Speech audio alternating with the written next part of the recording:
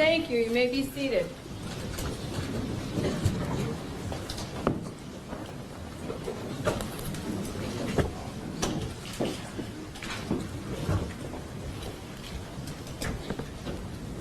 At this time, we're back on the record. At this time, counsel, we need to update the pre-sentence investigation report. I spoke with you in chambers and I made the following changes. I don't think there's an objection to it, but on the cover page of the pre-sentence investigation report, I changed counts 1, 2, 5, 8, 10, and 18 to 369 days credit, and count 24 to 370 days credit. Is that correct? That is correct. I've also changed that on the second page, and I've also changed those days in the basic information sheet.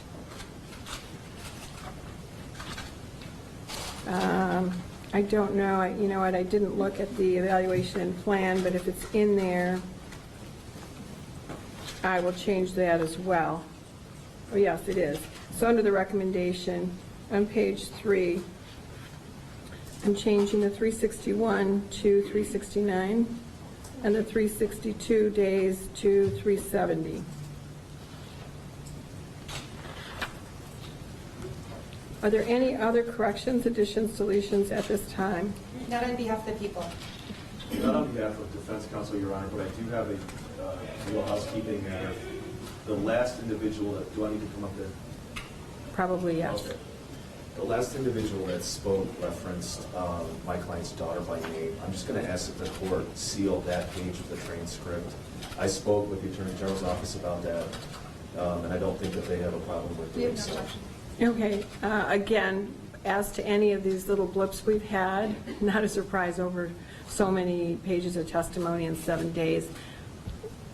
I don't think there's a rule to strike it officially from it, the transcript, but we will seal that page or that word, or maybe we can talk to Ms. Hamlin about putting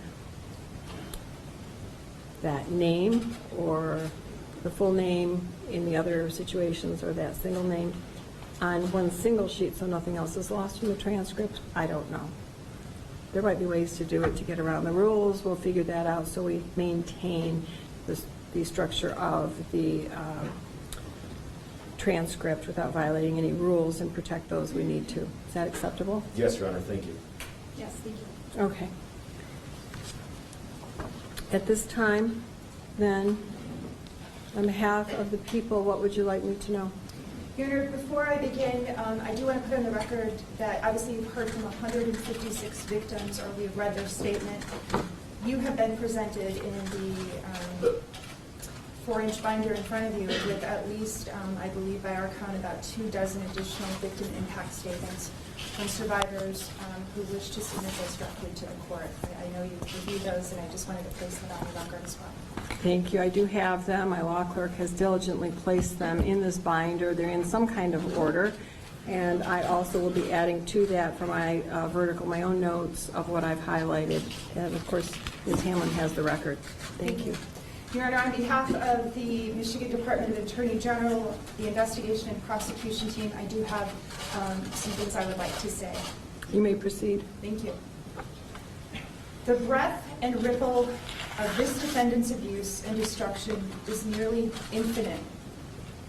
It centers in the Lansing and Michigan State University communities. It spans the state of Michigan and reaches club and elite training gyms, collegiate athletics, and even the United States and international Olympic communities. And it's not even limited to gymnastics, as athletes from over a dozen different sports have reported abuse. His practiced and perfected abuse spanned over 25 years and included countless victims, beginning before he was even a doctor, one who traveled the world seeking gold. But we know his access to children and young women and his abuse did not end until an investigative news report and one brave woman came public to stop him. The basic facts of his assaults have been recounted by the charged victims in this case, as well as numerous victims who gave their impact statements. The facts that the defendant admitted to Your Honor under oath, that he penetrated these young girls' vaginas and anuses with his bare hands, not for any medical purpose, but for his own sexual pleasure. He had erections as he performed these so-called treatments. He asked 11-year-olds to tell him if they were on their periods so he could be sure that they were ripe for his abuse. Children that were prepubescent, often unaware of their bodies. Children whose parents sat feet away, mere children. But the assaults he perpetrated on these trusting young girls was not limited to the hours and hours and hours of sexual penetration. The defendant is a twisted, beloved, renowned doctor who used his prestige to gain trust of these girls, to exploit them, leaving many of them emotionally shattered, used by a man that they not only trusted, but also loved. He supposedly practiced osteopathic manipulative medicine, but in truth, he was simply a master manipulator. He manipulated victims and parents. He manipulated his community through the press and social media early in this case. He tried to manipulate the police department in his interviews. He tried to manipulate prior investigators. He even tried to manipulate Your Honor and this court through his pathetic letter, all while knowing the truth, that he did the things he was accused of doing. And in competitive gymnastics, he found the perfect place for this master manipulation. In gymnastics, young girls do what they're told. They hide their pain, they hide their injuries. These young girls are bared to all of it. Their bodies were constantly on display and under scrutiny. It takes some kind of sick perversion to not only assault a child, but to do so with her parent in the room. To do so while a lineup of eager young gymnasts waited at Twistars to see the gymnastics god, Larry Nassar. It's a sick perversion when a defendant's close family friends were upstairs in his own home while he abused young Kyle Stevens, just 6 years old when it began. His own wife and children sat upstairs for years while he gave his basement treatments. To unnecessarily and without warning penetrate an unsuspecting minor for your own selfish sexual gains while her parent sat just feet away, unknowing, had to be part of the rush or the thrill for this defendant. The thrill that he might just get caught. But he was a master. He had developed a built-in defense. No coach should be in a shower with a boy. No priest has an excuse for any type of sexual touching. But Nasser perfected a built-in excuse in defense. He was a doctor, and a good one, so the world thought. And this makes up the other half of his scheme. The trust he could garner from being not only a doctor, a respected professional, but an Olympic doctor, one who treated these young girls, these young victims, heroes. He adorned his office with pictures of Olympians he treated, with the far-off places his supposed expertise took him. He brought back tokens for his precious victims, regalia from competitions around the world. And in doing so, he made each of his victims feel special. As Cassie Powell said, the defendant hid behind Olympic rings in Spartan green and white.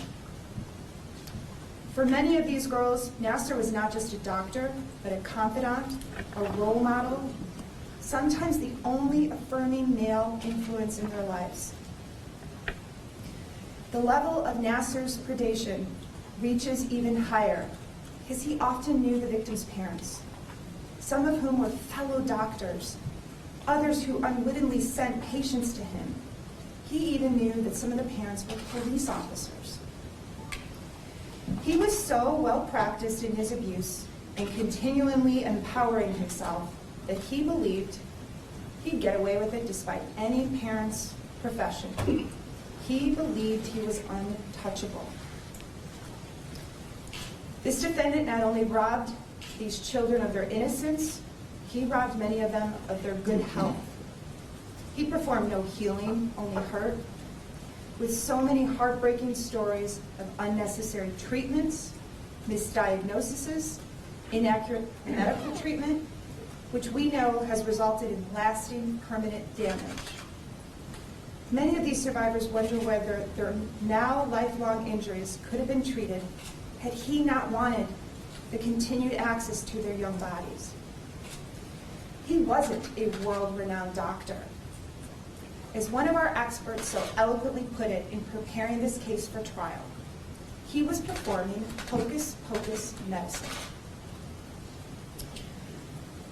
Over the last 16 months, as I have prepared this case and lived this case and thrown my heart and soul into this case, I have often wondered, did he really think he was going to get away with this?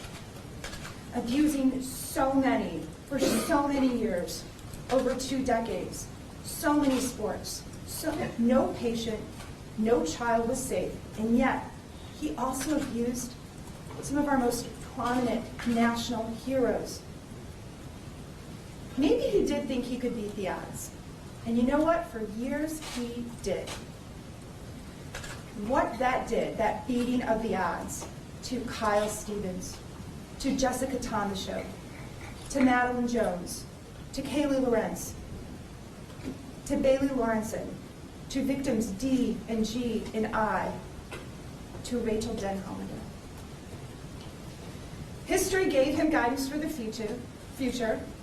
Every previous time there had been an allegation, nothing happened. His lies worked. This court heard from several women, some decades later, who were initially determined to be confused or to be liars. He was believed over these children: Larissa Boyce, Tiffany Thomas, Breanne Randall, Amanda Tomashow. Sometimes 4, 14, and 20 years have passed since those brave women told someone. You saw and heard firsthand. To know your truth, to be called a liar by not only your abuser, but to also not be believed by other trusting adults, what does that do to a person? Adults who were supposed to protect you and could have made it stop and could have prevented others from the same fate. What does that do to a child? We saw firsthand what it does. And with each time he got away, he was empowered to continue and perfect and abuse even more. It should not take finding a collection of 37,000 vile and disgusting images to believe these women and girls. It shouldn't take investigative journalists to expose predators. It should not take one brave woman put in the unenviable position and choice to go public with her name and be the only public person for months. But thank God we have these journalists, and that they expose this truth, and that they continue to cover this story.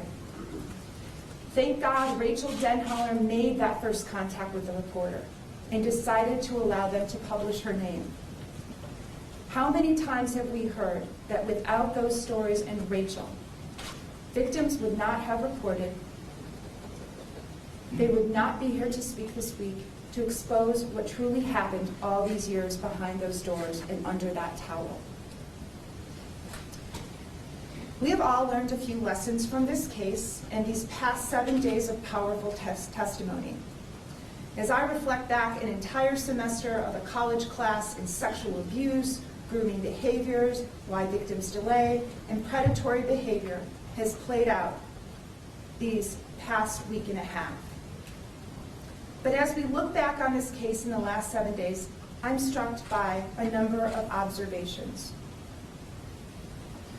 What does it say about our society that victims of sexual abuse have to hide their pain for years when they did nothing wrong? What does it say about our society when victims do come forward and they are automatically met with skepticism and doubt, treated as liars until proven true? What do we take away from this? These have been important narratives to hear and witness and listen to. They will be the words that burn down cultural stereotypes and cultural myths. And I have a few takeaways and lessons I hope anyone watching these past 7 days has learned and will take away with them.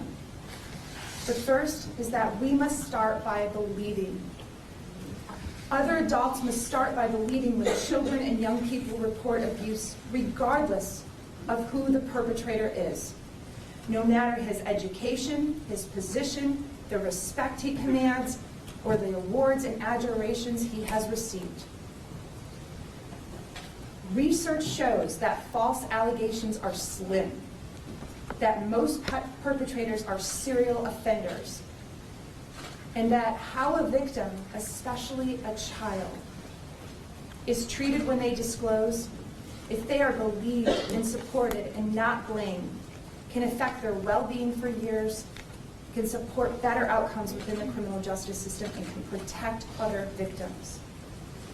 Yet, even after the first day and the conclusion of the first week, it was brought to my attention by many involved in this case that there are still people in this very community, and elsewhere, I imagine, who are saying that these women were all in it for the money or the attention. Are you kidding me? After 150 heart-wrenching, raw, graphic, visceral impact statements, how can anyone still believe that? Even to this day, even as this historic sentencing hearing is broadcast around the globe, there are still likely people who doubt. Perhaps those 2,000 folks who voted for this defendant as school board member. Perhaps the many petition writers we are aware of who included doctors and trainers and athletes and lawyers who spared nothing to come to the defense of this defendant over 16 months ago and continued to defend him for months, even after he had been charged with Kyle Stevens' abuse. I hope and pray that they're watching, that they're listening, and that they have learned their lesson. The second lesson I take away, and I hope others do, is that anyone can be a perpetrator. Anyone can be a serial sexual abuser. This defendant stole, cheated, and lied. He stole these victims' innocence. He lied about his behavior, and he cheated parents and the community and the world of the trust they held in doctors, prominent physicians, and prominent community members. Experts teach on this issue. Russell Strand, a retired Army criminal investigator, teaches on offender dynamics and behavior. Strand talks about how abusers have three personas. The first is the public one for all to see. The second is the uninhabited persona, what you only let others close to you see. And we all have those two personas. But the third persona is the hidden and secret one. It's hidden in the mind and the eyes and the beliefs of the perpetrator. And that persona is often hidden well. Serial child molesters hide among us. We know that this defendant had a good persona, a good public persona at least. He was the good guy, the goofy guy, the Olympic doctor, the medical school professor, the gymnastics god. He was a religious and pious man, a father, a husband, a friend, a school board candidate, a man of honor and passion, so kind and giving and always approachable. He never charged for his services, and he saw patients basically anywhere. But we know without a doubt after this 7 days, what we on this team have known for 16 months, that Nassar's third hidden persona, just as Strand discusses, that he is possibly the most prolific serial child sexual abuser in history, a selfish child molester who spared no one. Nasser hid behind that outer facade that is different and faked and not real, but that people believed were real. People came to his defense. They believed that they were the man that he wanted them to see and not the monster hiding beneath. As a society, our response cannot be that he couldn't do this, or that I knew his character, I knew he wasn't capable of this kind of crime. It's because no one wants to see it. The only person who sees this side are his victims. Then the perpetrator goes back, shows only what he wants the world to see. This is how he got away with this for so long and got people to believe him over the many, many, many victims who reported. Anyone can be an abuser. The third takeaway from this week is that delayed disclosure of child sexual abuse is not unique.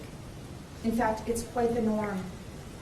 Kids don't report sexual abuse right away, either because the abuser is a trusted adult, especially when it's a doctor, especially when they are so young and have no sexual experience to understand what is wrong.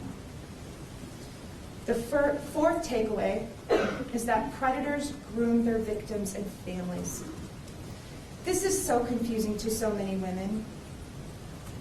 He was so nice. He gave them presents and trinkets and desserts. He broke rules for them, especially when you contrast his behavior in relationship to the harsh and cruel and abusive coaches that these girls were exposed to.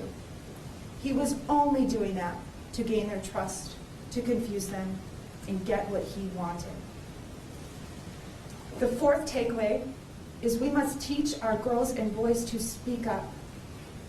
Kids are told to be respectful of adults. Girls and boys don't speak up. It is easier to put up with discomfort than cause waves. And when they are brave, nothing happens. We teach our girls and daughters to be too nice, to just ignore and put up with uncomfortable situations, to stay silent when they should be allowed to be heard. And we need to teach them to continue to speak up until someone listens and helps. The sixth takeaway from this week and a half is that police and prosecutors must take on hard cases, regardless of who the offender is. They cannot shy away from tough cases because of who the offender is or his position in the community. They cannot victim blame or wait until they have the perfect case. They cannot wait until they have dozens of victims who have come forward. Police and prosecutors must also start by believing, be victim-centered and offender-focused in their work. The final takeaway is that we as a society need investigative journalists more than ever. What finally started this reckoning and ended this decades-long cycle of abuse was investigative reporting. Without that first Indianapolis Star story in August of 2016, without the story where Rachel came forward publicly shortly thereafter, he would still be practicing medicine, treating athletes and abusing kids. Let that sink in for a minute. Right now, he would be at his office on Hagedorn and Hanna, not far from this courtroom, in the Michigan State University campus, abusing children, had it not been for the investigative reporters and Rachel who brought this case. We know federal law enforcement did not stop him, nor did trainers or coaches or deans or medical supervisors. Victim disclosures to adults didn't stop him. Reporters began the story, and excellent, victim-centered, offender-focused police and prosecutors grabbed the baton and brought us here today. I am proud of the work of the Michigan State University Police Department and our team at the Attorney General's office. There is no more supportive police chief in this country than Chief Jim Dunlap. And our victims and the public are incredibly lucky to have their case investigated by arguably the best sex crimes detective in the country. and her team. Detective Lieutenant Andrea Munford is not only a smart, dedicated, hardworking investigator, but she is also empathetic and compassionate. Our victims are also lucky to have the full and unwavering support of the Michigan Attorney General, Bill Schuette, who from day one of taking on this case has supported this prosecution fully. Our team is so proud of these young women for speaking. So many have shared their story and name and face, and they should feel no shame because they did nothing wrong. He did. It's worth remembering once again that it was one woman who came public first. And when she did, she was ridiculed. Folks rallied behind him. They tried to discredit her. They signed petitions in support of him. They believed him over her because of who he was purported to be. People continued to support him in this very community and believe him after we charged Kyle Stevens' case, after he faced multiple counts of criminal sexual conduct first against a minor. They chose to believe his lies over the words of a young woman who had nothing to gain by coming forward, nothing. Some of his support wavered after he was charged with possessing tens of thousands of images of child pornography. Yet, still, there were people in power who had ideas he was framed and the images were planted, who was telling other victims this as they knew their truth. At the same time that these folks were supporting him and putting out those false narratives, these women and countless more you haven't met and who may be watching and reading knew their truth. They knew he had abused him, and they watched him continue to lie about committing that abuse. It has not been an easy process for these victims, especially Rachel, all alone publicly for many, many months. To be accused of being a Pied Piper of sorts in court and the press, to be accused of somehow planting this idea of victimhood in other women's minds. The gripping testimony these past 2 weeks have shown how absurd those arguments are. You have seen firsthand the effects this abuse has had on these women. That is tangible, physical evidence that this happened, that these women were abused, not bandwagon jumpers, not money grabbers, women and girls who were abused. For victims to realize years and decades later that they were in fact abused, sometimes hundreds of times, when they really thought they were receiving legitimate treatment, it shifts their equilibrium.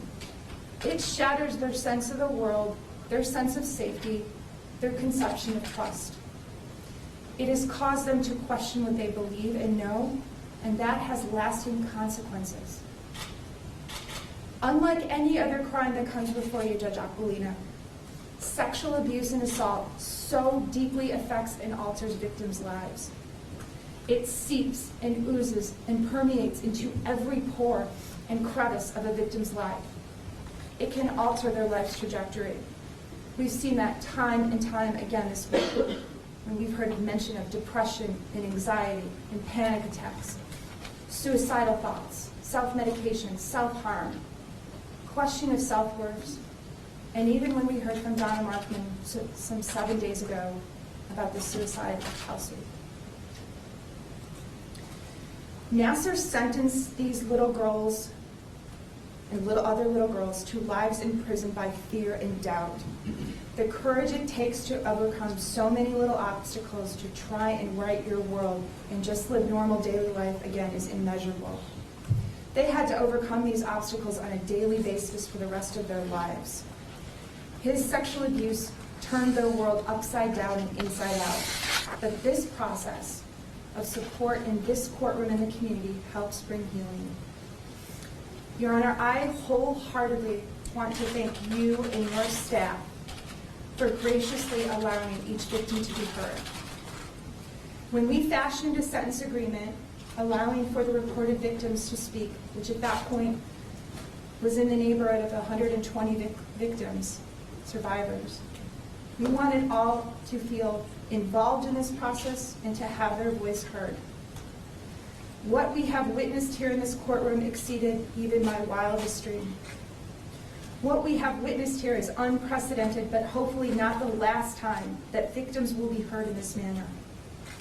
The compassion and empathy that you have shown these women, the support and encouraging words you have given each one, coupled with what I know is the belief that they and their stories matter, will be remembered by all long after this case is over.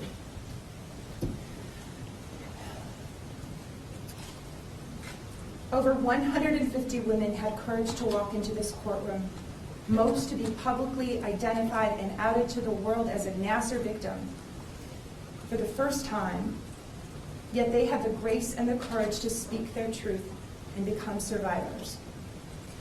To each survivor, thank you.